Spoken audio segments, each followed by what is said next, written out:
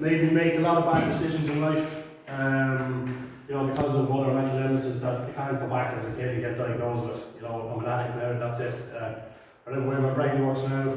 The doctor might say it's a result of, or because of, or whatever, but look, I mean, I'm not here to debate, but I know how I felt as a kid, and what I tell you tonight about my experience with addiction should not be pigeonholed to all addicts or all people's experiences. This is me telling you of how I've lived, or I should say not lived, with addiction my whole life. Addiction, the symptoms of my addiction were plain to see from early ages, and that was antisocial behaviour in the home, outside the home, you know, disconnection from the community, from school, you know, all the other kids my own age, and sports, and all the other normal things that kids would do, and I just had that feeling, there was something inside of me that disconnected me from that, you know, and then came, you know, I was bullied because I was on the outside, and because I was antisocial, I would have been quiet and very an internal kid, you know, I wasn't confident or had any self-belief or anything positive to think or feel about myself. And you know, nobody was telling me that in the home, nobody was pointing the finger and saying anything negative to me or treating me in any certain ways. They were doing their best, you know, but these were the feelings, thoughts and emotions that I had, and I was just incapable of processing them. I really didn't know what to do with them. I certainly didn't know any jigsaw or any facilities or people I could talk to. You know, I only needed one adult, you know what Sharon has said before. You only need one good adult that I could have talked to and said, look, this is what's going on, or maybe they could have advised me to go to like Jigsaw or any service, you know, but unfortunately that never happened. And then, you know, the time came to have my first cigarette or drink or whatever that was, and I was pretty young. I smoked a joint, I was about 10, and I was extremely sick, violently ill, and told my parents I had too much sweets that night. They were at the pub, my cousin was down babysitting me, and I ended up smoking a joint with him. He was older. But I never forgot that feeling of what it did to me, even though I was so sick. And then on, when I started drinking, then not too long after, maybe a year or so later, I began getting drunk. Same story, you know, a few cans, felt sick, but really worked hard at it. You know, I didn't get addicted to the liquid, I didn't get addicted to cocaine my first line. I got extremely addicted to the results that it gave me, what it did for me. And what it did for me essentially was took me completely out of my reality, because to me, my reality was horrible. It wasn't living at all. And even looking back now, I can tell you, it wasn't living. You know, I begged for death every single day. There was only one thing worse than death, and that was not living. And I didn't live till I was 33 years of age, until I got into recovery. And so when I say I lived with this disease, I really didn't. I've only started to live with it now in the last 3 years of recovery.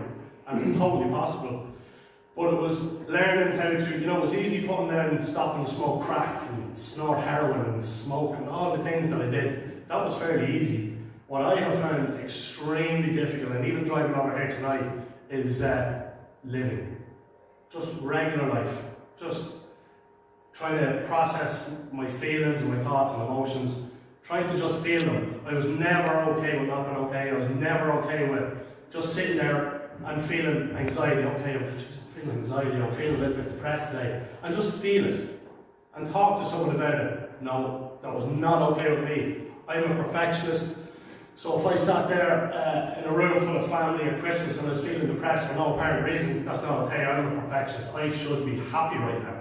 And I was never okay with that. So I tried to create happiness, and then I started putting on masks, which kills so many people. Just putting a smile on, you know, that's the face of depression. You know, big smile and everything's okay. And I wasn't okay. And so I just became a comedian. I just blended into any environment I was in, just to be a part of it. Because I said, in a room full of happy people, and I don't feel good, you know, this is not okay. I had to change that, so I just poured the alcohol down my throat, or get a few bags, a few grams, smoke this, whatever it took. It didn't matter. Shopping, you know, anything at all, not to feel the way I was actually feeling. And nowadays in recovery, I get to sit there and go, okay, so I have anxiety, I'm a little bit low today, okay, that's okay. And then reach out and take the next steps. That's what recovery is now I'm aware of it, now I have a responsibility and I have a choice. I never had a choice with drugs. You talk about drug abuse. Drugs abused me. You know, like we talk about people abusing drugs, and yeah, I abused them to the point where they just abused me. I spent my whole life putting substances into my body that I really didn't want to put in my body. And I know people that don't have addiction probably might not be able to comprehend that. You know, well, just stop sticking the needle in your arm. I wish, trust me, I would have stopped years ago if that was the case. You know, I don't have an addictive personality. That's all, you know, made up stuff like you were saying, the movies and all that. Sorry, I shouldn't say that either, in my experience. I don't have an addictive personality. I, as I said, got addicted to the results. And look, cocaine is extremely addictive. So is cannabis, so is alcohol. And, but I got addicted to the result so much that I just kept using them, or I became physically dependent also, you know. And so, so the business of the chicken and the egg, in my experience, I had a mental illness as a child that didn't get diagnosed. What that was, I have no idea.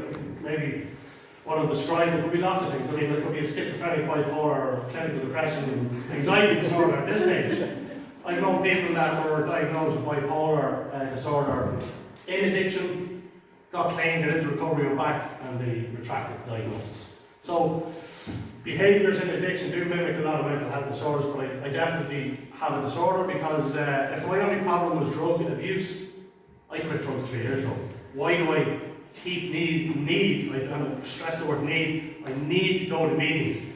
I need to do service. This is service. This is me giving back to the community. I need to help others on a daily basis, or I'm going to start thinking of myself again, and when I do that, I do selfish things, including hurting others and pumping crap into my body. So I need to wake up in the morning and go, okay, well, what am I going to do for someone else today? You know, and try and help others and give back. That's my treatment.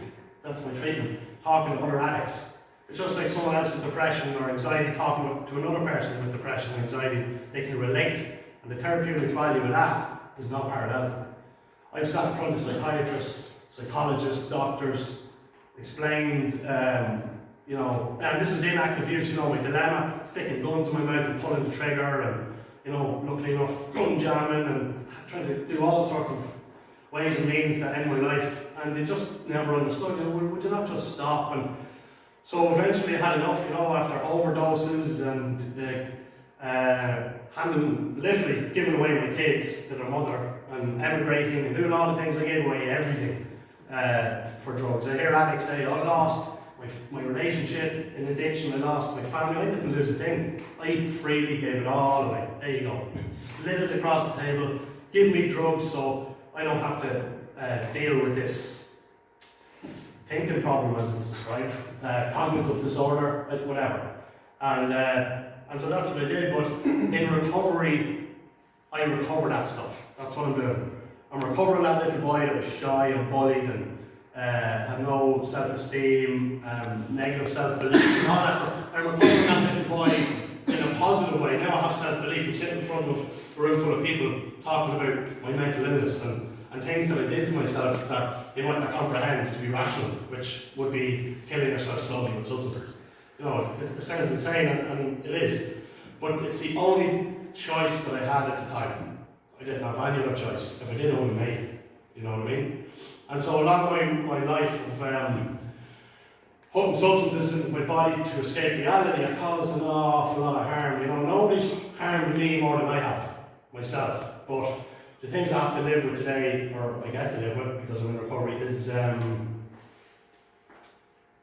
giving back to my family, repairing some of the damage, because I hurt a lot. My family, parents not sleeping, you know, my mother died without me being there for her, you know, she died of another disease, cancer, which in fact, you know, she died of a disease where she had her family all around her, she still had money in the bank, she still had her house, her job was still there, she was capable to go to it. If this disease gets me, I'm going to be under a bridge, under a blanket, on my own, with self-hatred to hear. Like, what an awful way to die, you know. And it's taking lads on a daily out there, you know. And as the lads were talking before from Jigsaw and Shine about the mental illness part, that's what it was for me. Simple as. But I still have to deal with it. And what comes along with the initial low self-esteem, insecurities and all that stuff as a kid, now I have guilt and shame.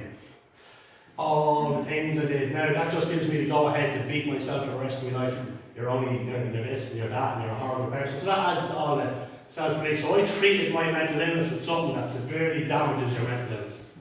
You know what I mean? So it creates a huge sphere of damage, chaos, and as mentioned it before, I got addicted to chaos. I got addicted to the turmoil and the power and, you know, selling drugs and getting money and it was all just to use freely, that's all it was. But I got addicted to that, and leaving that life even for me was a struggle, because it allowed me to become something that I wasn't, and that's all I ever wanted. I did not want to be this guy, David, that my mother gave birth in 1984. I wanted to be some other animal. And you know, and it's sad I didn't begin to live until 2017. Now that's a long time of not living. You know, like I got clean, and when I was using it, you'd never sleep, so it'd be 9 AM and the whole world would be going on outside my window, it would be bright, birds are singing, people are going to work, and I used to resent those people. Look at those people going to work like losers, and you know, and I just had a huge resentment against it because I couldn't do it. The birds would be singing, I'd be trying to sleep and want nothing more than to just have a gun to shoot the birds. I remember laying there clean when my phone was clean and I heard the birds singing and I nearly cried in the bed. The sun was beating in the window and hitting my face and I could feel it, and I felt hope and belief and trust and just faith in life that everything's going to be okay, and I had this power behind me that I never felt before, and it was that part of me being recovered. That little boy was coming up again, and now I can welcome that. I don't shy away from it, I don't try and bury it, kill it. No, I'm trying to murder that little boy with stuff my whole life, you know.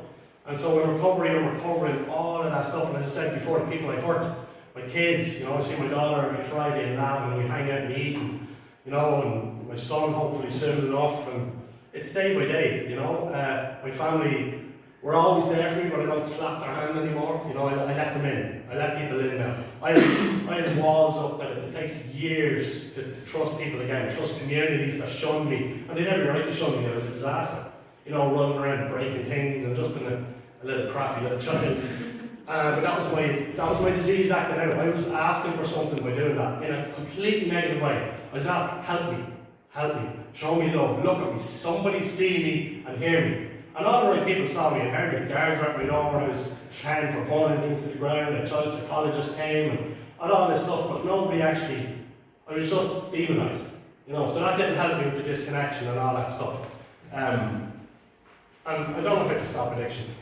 I buried, this time last week I said I buried 10 people since I got clean. Now it's 11. I was at 200 drop and I did today.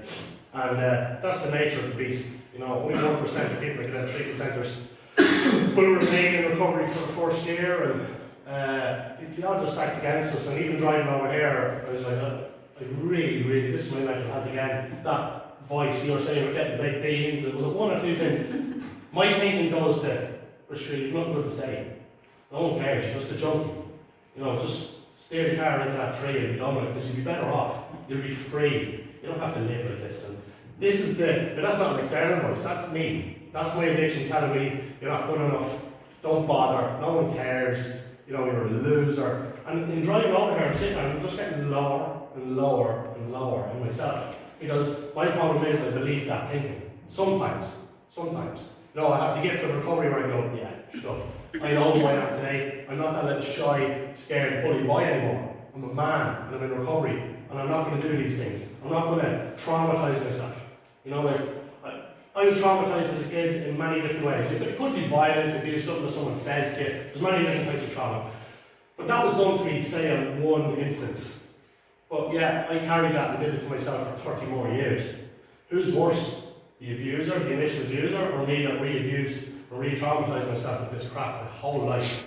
I needed recovery my whole life. I needed someone to sit there and listen and go, you're alright son, I love you, we're here for you. You know, instead of being demonised and really pushed away, you know. And so, you know, with addiction, it's an absolute epidemic. You know, I was in school and the guards came in and had that drug kit and educated me on drugs, and I was high at the time. And I really wish that had been enough for me, but it wasn't. And it's enough for lots of people. There's lots of people I use with that. Later on in life, just dropped the drugs, have a healthy relationship with alcohol and with their families, and got married and had careers, became guards and psychotherapists and all sorts of great careers. and I just had no off switch. That's the difference between someone who abuses drugs and a drug addict. You know, there's substance abuse and there's addiction. A lot of my friends were just abusing drugs, substance abuse disorder, it could be called, and all that stuff, but they had the capability of going, nah, that's enough, and I did, I had no off switch. And lots of lads off switch to find that point of suffering where you go, I can't do this anymore, is different. It could be a drink driving charge, you know, been arrested for a drunken disorderly, maybe a wife threatening to leave, or a husband threatening to leave, or any of these kind of circumstances. Mine was like way worse than that. You know, I had to be close to death and overdoses and complete destruction of my emotional health and well-being, and my physical also. When my physical wasn't important to me, you know, I could put masks on and look the part, but my insides were dead. I was completely dead. And that was the point where I went into 12-step recovery. You know, I didn't go to the treatment centre or a detox centre, which I definitely needed, because the withdrawals were horrendous, especially off alcohol. Off cocaine wasn't so bad. Alcohol kills more people in detox centres than heroin, and it's lethal. But I self-detoxed and I got into recovery, and recovery is something I do on a daily basis. My disease doesn't take a break. That voice in my head, those insecurities, they don't take a break. At Christmas they don't stop, birthdays, Easter. So I don't get to take a break. I don't get to wake up in the morning and go, I'm just going to think myself today, have a day off. Not do recovery and not talk about what's going on and help other addicts or other people with mental health issues. I don't get to do that. And thank God that since day one in recovery I've had the willingness to do that. Lots of lads don't, and they're in pine boxes and they're under the ground. But so far so good. I'm an addict till I die. You know? So now it's up to me whether I want to die clean or die from addiction. And all I want to do in life is to stay clean long enough that I die of something else.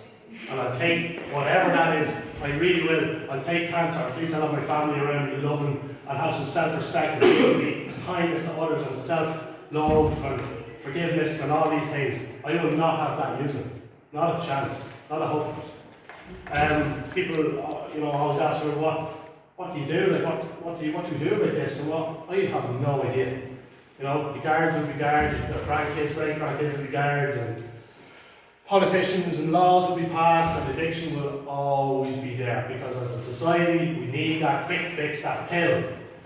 You know, we never want to work at anything to get better. I said I want to be quick fix, which was booze or drugs. You know, people in the gym want that quick pill, quick diet, keto diets, all these diets. Essentially, it's stop doing this and start doing this, but they want it quick. And they mess around with all these diets trying to get the best, fastest one, because as a society we want a quick fix. We better wear our faces in the phones, keep them in there, and it's probably getting worse, that disconnection for kids. You know, you see whole families sitting at dinner tables buried in their phones. And so the best advice I can give is open dialogue, trust and belief, you know, talking with our kids, listening to our kids. You made a good point of talking, and I was like, I should be daughter in there, like, listen, this is what happened to me, and I probably, you know, your voice was actually in my head, and no, like, listen, and that's all I ever wanted. You know, I got talked and told, you know, disappointing to my parents, and I got in trouble, you're not a son of mine, and that stuff just resonated, you know, but it's going to be okay, son. You know, we're going to get through this, and look, I'm not a mental health guru or master or anything, but I've lived through this my whole life, and I know what worked for me. Maybe not others, you know. I sincerely hope that the work that these guys are doing changes the lives of young people in this country, and that the guards come into the schools will educate people into the damage and the causes and the effects of it. And, you know, I'm here to contribute my part, because I took from society all my life, financially, emotionally, physically. I took. So today I'm here to give back, and I hope you got something from my talk. And if any of you have any questions after this, please come and talk to me. Thanks.